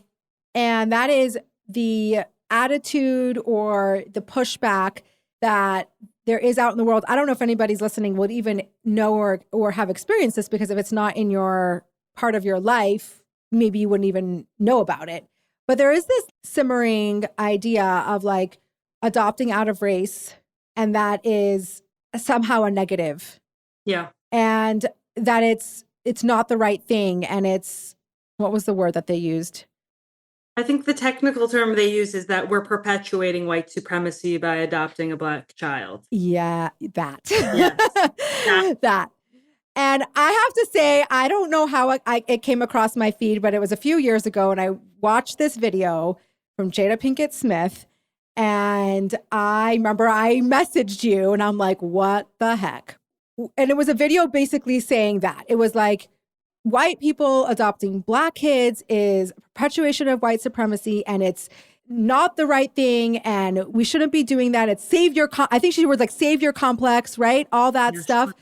And I was just like, what is happening? What is happening? Well, I mean, I think that there is pushback now, but I mean, clearly over the last years, like that's so much of this narrative. By the way, in therapy culture, in social work culture, like has been this narrative of like extreme racial divisiveness. Mm-hmm. And it even has spilled over into the area of like that white parents should not be adopting Black children. Black children belong in Black families. Mm-hmm. So look, I think that I remember we were rage texting about this, mm-hmm. but it's a little rich mm-hmm. of Jada Pinkett Smith to blanket homes for children. Like that's what you're basically saying. Like, no, there are X amount of homes for children, but now we're going to cancel out this amount of homes purely based on skin color. I know that is like has been in vogue now, But I think that especially as Jews, like this goes back to your, like the earlier point that we were just talking about like what was the Rebbe's approach? Like this is not a Jewish value. Like it's not a Jewish value that not a yeah. Jewish value. We believe that we are meant to care for these souls, and the color of their skin is surely a piece of their identity, but it is a piece. It is not the core. Yeah. And it's a luxury belief. Yeah. This is like a rich person, not even rich. It's a luxury belief to say like, you know what, go, like they'll find homes elsewhere. The other thing is I think people don't realize like the fine line, like the short path from adoption to foster care, where people think like, oh, it's fine, they won't be adopted, and then they'll just stay with their biological parent. Now, every situation is different, but a lot of times those situations are volatile or complicated, or there's a reason why that woman is placing. Yes. Or that child is being removed or whatever it is. So it's like, oh, it's fine. They'll just go to the foster care system and they'll bounce around a little bit. It's so. Well, that's what crossed my mind when she was saying that. I'm like, what are you even talking about? And what's your experience in this field? And also, like, where do you think these children are going? There's a situation, there's a scenario. You think that if there was a Black family available on the same block in the same community, so do you think that they would, like, if that was an option, that would be happening? By the way, I will tell you that is against the law. There's a multi-ethnic placement act, something like that. You're not allowed to, social workers are not allowed to determine placement according to race, based on race, but they flout it all the time because social workers believe that you and I cannot be the parents of Black children. I believe that there is challenges that we face, and I feel like there is, and there is, there's stuff to contend with, and I also believe that great, if it's an opportunity to happen, great, but to say something like perpetuating white supremacy or that kind of stuff when it is clearly the majority, obviously there's exceptions to the rule, but the majority of people who are adopting, where do you think these kids need homes? Yeah. You're going to say, I don't know. I don't even know how to express how offensive it is.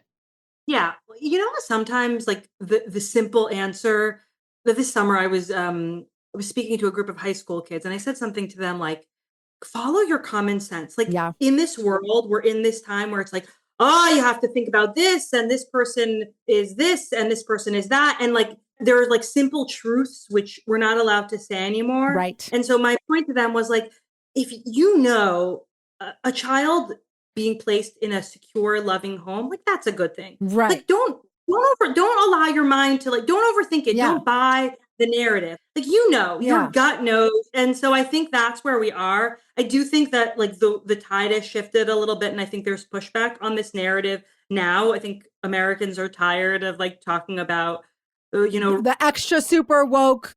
Yeah, I think that but gosh, in social work, I bet you and I could write a book about things social workers have said. Yes. I've had some really difficult experiences, and it's difficult. Like sometimes I don't know if you've experienced this, but sometimes a social worker can make you feel like the villain in the story. Yeah. And it's like, really? What do you think's happening here? Like, you know what I mean? Like, I don't know. So I just felt like bringing these topics up and discussing them. I think I don't have an opportunity to talk to many people about these things that we can commonly have thoughts on, even though maybe our thoughts aren't always the same, but we have a common denominator, which allows us to have thoughts because we're in it. And the thing that I've learned the most about having the experiences that I've gone through and having such an amazing, colorful life is just not making assumptions. Like you kept saying, like, everybody has something that's going on. I feel grateful that my life has allowed me to be open and compassionate and understanding of other people's lives. Does that make sense? Yeah, I think that when you're someone that's been through, like when you've been jostled a bit, you change. Like sometimes you meet people and everything in their life has gone their way. And like, that's so great for them.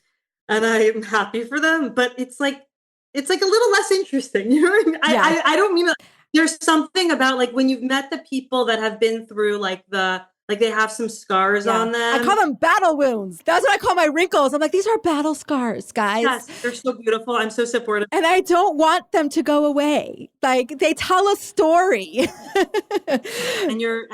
Yes, and I love you for that. Yeah. Thank you for leading the way on that. And embrace your wrinkles. Yes, I love it. I love it. No, but I think that there's something to that, and there's something to like the judgments go away. Meaning we still have them, but there's something to like. You just have a little bit more context, and you have a little bit more understanding of being. I love the way you said that, like just being jostled around a bit. And I say this all the time. I'm like, I am not the same. Okay, I'm the same person, but I have grown and evolved and learned so much because of the life that I get to lead. I also try to do this thing. I get to have this life. Like I get to have experiences that like push me out of my comfort zone and make me think out of the box and make me question and push back and not just accept things at face value because that's what people do or that's what people say or that's how it should be. Like, no, like challenge that. And okay, I have a lot of work to still do, but I love the person that it's allowed me to become. Yeah. No, I mean, I can relate to that. I mean, I can be a very abrasive and like I have high standard, like all those things that can be great in some ways, but then sometimes that means that you're like judging other people. Like, and I look back to what I was like in my 20s and I think, oh Lord, like, thank God I like had to go through things. Cause I look back and I'm like, oh, you poor sweet soul. Like you had no idea. I know. And you thought like you could call XYZ weird. Like that's you. You're weird. You're weird. Yeah. We're weird. You're weird. We're weird. We're weird. We're weird. And I love that. I also do. I love if that. I could pass that down. Yes. I have one child in particular who really doesn't like to be different and weird and out of the box. And I'm like, but that's what makes us so cool. And she's like, no, this is nothing about our family is cool. Like, this is a problem, Mom. Like, this is hilarious and frightening. Yeah. And I'm like, no, but that's what makes us so unique and so different and so exciting and so fun. And she looks at me like, what is good about what you just said? Like doesn't have that perspective, but I do. Like, I love the fact that we're weird and we do weird things and we're out of the box. And most of the time people look at us and are like, oh, there she goes again, like going off and doing her thing. I have like, that's like one of the things that I just love about you is, and like we started with this is like, I respect and I draw strength from your, like, you just do what you got to do for your family and for you. And I just, especially in a world where as much as like on Instagram, everyone's like, it's vulnerability and we're doing this. It's like, everyone is still doing the same thing, Mm-hmm. So you and your battle wound wrinkles, like I just, we'll keep crusading along.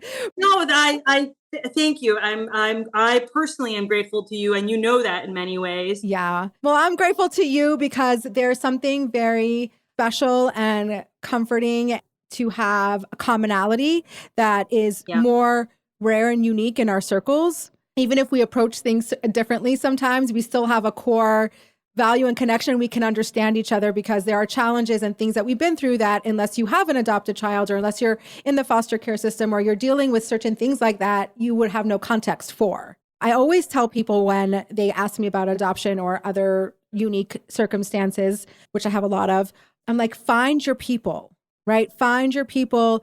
There's such a thing as a support group for a reason, right? Support groups work. Support groups, when you are in a room with people of like mind or of like experiences, there's nothing like it.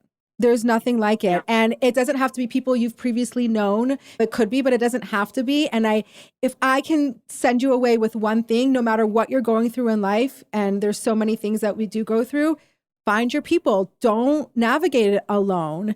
No story is exactly the same, but when you can find that group that gets you without like my therapist says, it's like you walk into a room and it's a group of like-minded people. You don't have to explain. You just have to be. Yeah. And you get to just be. And that is so important for everyone, just to have a place where they can be and not explain, justify, validate, like whatever. It's just, you get to be.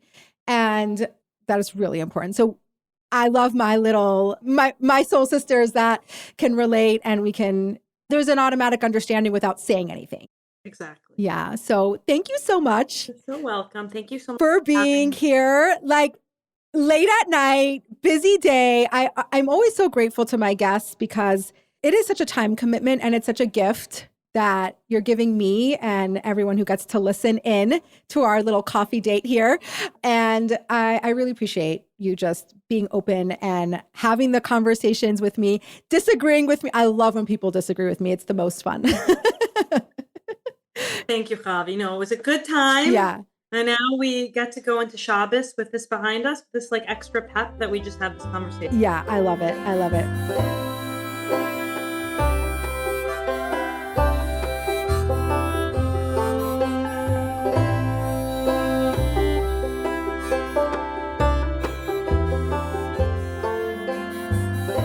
Okay.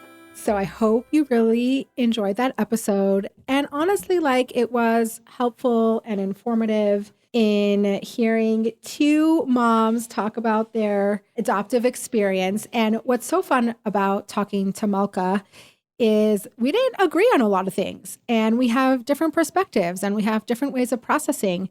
And I really enjoyed the opportunity to share somebody else's journey and narrative around adoption. Like, you guys hear from me all the time, and you hear how I feel and how I process and how I move through things. And I think it's really valuable to hear from somebody else because everybody's experience is unique. I think as we said in the episode, we end up agreeing on a lot, but have just different ways of moving through and expressing and talking about. So I just had so much fun with Malka. She's so fun and intelligent, and I love her approach to life. And yeah, it was just great. One of the things I wanted to spend some time on talking about is this idea of a support system. And I think one of the reasons why I have so much fun talking to Malka and the fact that we connect, like we didn't really know each other before.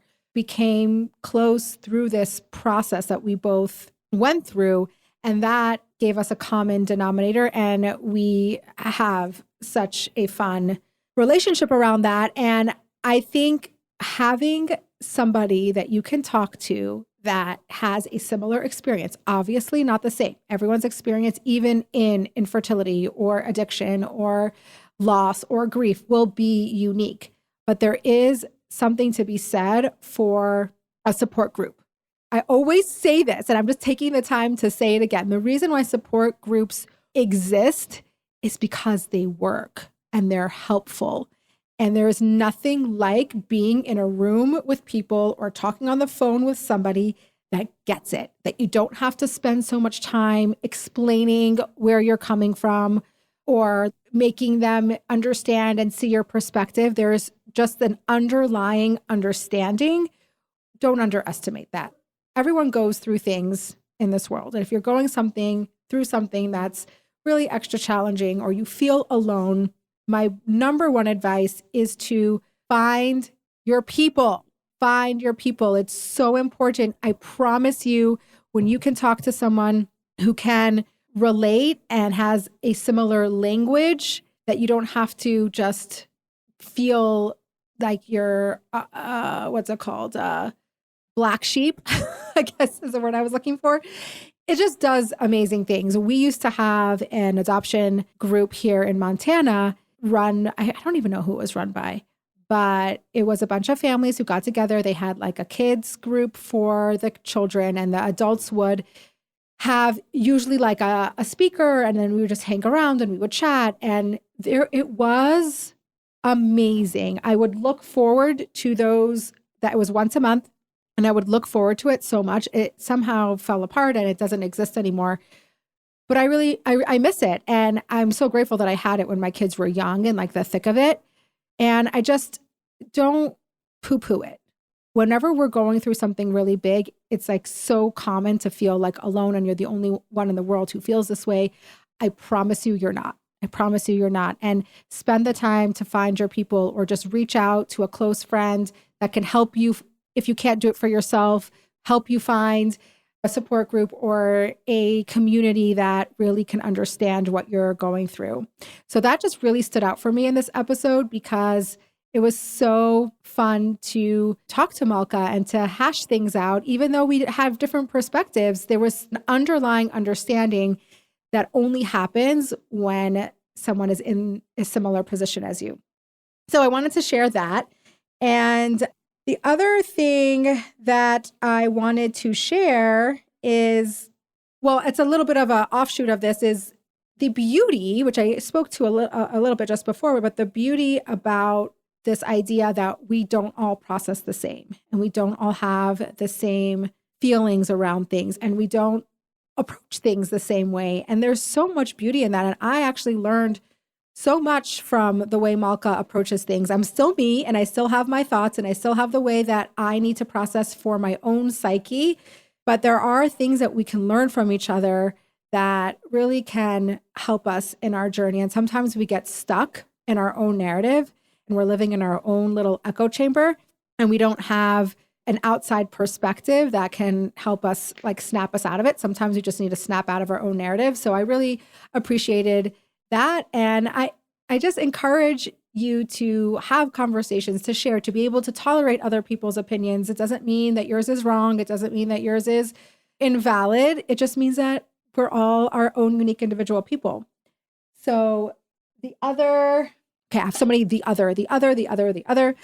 One of the concepts that I also found myself thinking a lot about from this episode is this idea of tracht gut wird sein gut. What does that mean? Tracht gut wird sein gut means think good and it will be good. And there's so many, well, there's not so many ways to translate that. I think it can mean different things for different people. And I don't want to say struggled, but I definitely wrestle with this sometimes, with how far do we take this? Is it literal in the sense of, like, think good and I promise you it will be good? And if it's not good, then you're not totally immersed in the thought, like you haven't manifested. Is it that? Or is it think good and it will be good, and you have to wrap your brain around this idea that whatever happens for you is for the good. So whatever happens is good. You just have to understand, like, you might not necessarily feel that it's good, but Hashem has a master plan and it's good for you. There's different ideas and thoughts around this. And I heard so many people say, like, no, this is a real thing. Like, we want revealed good. We don't want to have to translate it into something good. We ask Hashem for revealed good and it should be good. But then my struggle with that is, does that mean when things don't feel good, you did something wrong or you didn't manifest it in the right way? It just feels like you're responsible for so much. And to me, it's much more comforting to adopt this idea as, like, okay, think good and it'll be good, but Hashem ultimately knows what's good for you. And what happens, your work is to accept it for your highest good. So I don't know, some food for thought. I don't have any answers. I don't have any, like, this is how it is. It's just something that I think about a lot, and curious to hear how you feel about this idea of think good and it'll be good. And if you apply this idea in your life and how you do it, and please share with me, like, send me a message. I want to know. I am recording this pretty close to Pesach, and Pesach is a time that I think is very easily associated with stress and overwhelm. And I find myself in that space often before Pesach. It's an interesting thing because I have this, I know what I need to do to make Pesach happen. Like, I've done it for so many years, so it's not a mystery to me. And then before I actually get it done, it just feels like this big, insurmountable overwhelm situation. And every year I try to get a little better at it. I don't believe that it's a practical idea to go through a holiday season without stress. I don't think that that's a practical goal, at least not for me. My goal is every year to try to get a little better at managing my stress and being present and taking one day at a time, and knowing that in the end, Hashem shows up. He will help. I feel like Pesach is just one of those times where in the natural order of things, it's impossible. Like it's impossible to get all the things done you need to get done in the amount of time that you have. It's like a miracle. So Hashem will kick in with some miracles. At least that's what I'm counting on. This year, I'm a little more frustrated because I'm more behind than I usually am. And it feels like I'm moving backwards in my skills instead of forwards. Like every year I feel like it's supposed to get a little better, but in truth, that's not how it works. There's ups and downs. There's years that are easier, so there's years that are harder. And I'm just not in the kitchen yet. I'm not ready to be in the kitchen yet. I still have some travel to do. Thank God for good things. And I find myself sometimes being in panic mode, like, I should be cooking already. And how could I not be cooking? And I am working through just breathing through it and knowing that this year will look different than last year, even though last year I felt so grounded and zen. Of course, not without stress, but I did feel like I was on top of my game. And this year I don't. And I don't like that feeling. I like to feel on top of my game. So that was just a little update on Chavie Bruk's personal life situation. If I'm sure there are many of you that can relate to this. And to end off, I just want to share 2 questions from the group of questions that came in this week. And one of the questions, I'm just pulling them up. Okay. One of the questions was, how do you deal with stuff you really want, but can't do or have because your husband doesn't want them and there's no way to compromise? So I just felt like this deserved some airtime. This is such a big reality. Sometimes we think that we can solve every problem and with compromise, we can always get what we want and we have to find ways to like just compromise. And I experienced this in my life. I feel like there are certain things that you can't compromise on. And if both people are not on board, it doesn't happen, which means that you aren't getting what you want and it doesn't seem fair. So like, for example, what's an example of something that both people have to be on board to happen or else it cannot happen? It's not safe or healthy for it to happen. For example, having children, right? If both parties are not on board with having a child or another child, then you don't have one. And then so the person who wants one doesn't get what they want. And the person who doesn't want one is getting what they want because by default, that's what's happening. So it could feel very frustrating. And I don't have a solution on how to get what you want because I think there are certain things that you just don't get to have because of the circumstances. The only way I know how to move through that is to just really grieve it and be sad about it and face this sad idea that you don't get to have what you want. I don't know. I feel like I'm very familiar with this concept of not getting what I want. And so it's just uncomfortable all the time. It doesn't necessarily always go away, but this feeling of, yeah, you don't get what you want. Do you ever tell that to your child? Like they really, really want something, but they can't have it. And you expect them to just be able to move through it and deal with the disappointment. Put yourself in their shoes. No, sometimes even as adults, we don't get what we want and it sucks. And I'm sorry that you're in that situation. And guess what? It's not fair. It's just not fair. And sit with that. Okay. The other question that I thought was cute and fun to answer is, can you share 3 ways your lifestyle is different than how you grew up? So I actually have to think about this question. I don't even have an answer off the top of my head.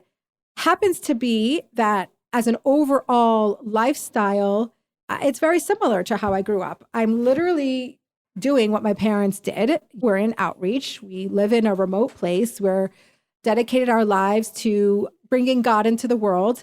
So as an overall value system, it's very similar. I do think there are little things here and there that we do differently and that just automatically happen from our circumstances, from where we live, who our spouse is. So one of the things that I think is different from how I grew up is I spend more time taking care of myself and having self-care built into my day than I remember having been modeled to me. So I don't remember seeing a lot of self-care in my home. And I saw a lot of just a lot of selfless giving, which is amazing. And I learned a lot from that. But on the flip side, like not a lot of taking care of yourself and running yourself to the ground. And I have decided to not do that and have implemented quite a few things that I do in my daily or weekly schedule that I feel like support my physical, mental, and emotional health. So that's one thing. Another thing is, I think just by the fact that I built my family in a different way, I have my children through adoption.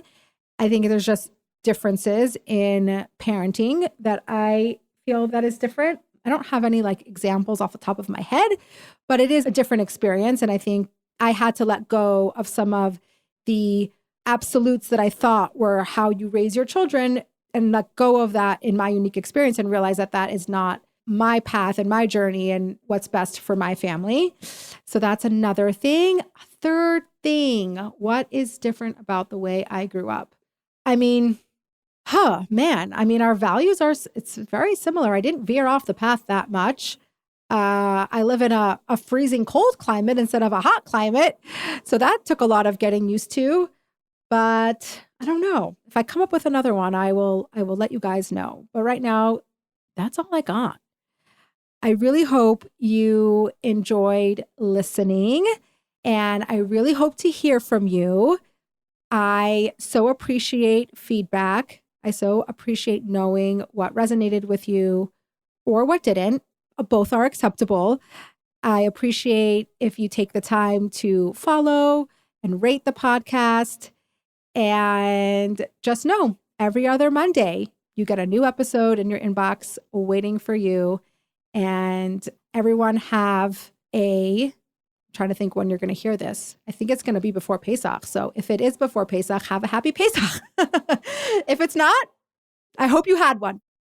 Okay, so this podcast does not happen by itself. The magic takes a whole group of amazing people. And I want to tell you who those people are. So obviously I'm your host, Chavie. Our producer and creative director is Eli Ben-Chion. He keeps me on my toes. He makes sure that I just keep growing and am on point and don't miss a beat. He's the best. Audio is edited and mixed by Reed Seeley. Also, unbelievable. He's so cool, calm, and collected. You kind of need that working with me. And the music, which is beautiful, is by Basia Schechter and Shaul Magid. And this is totally unexpected.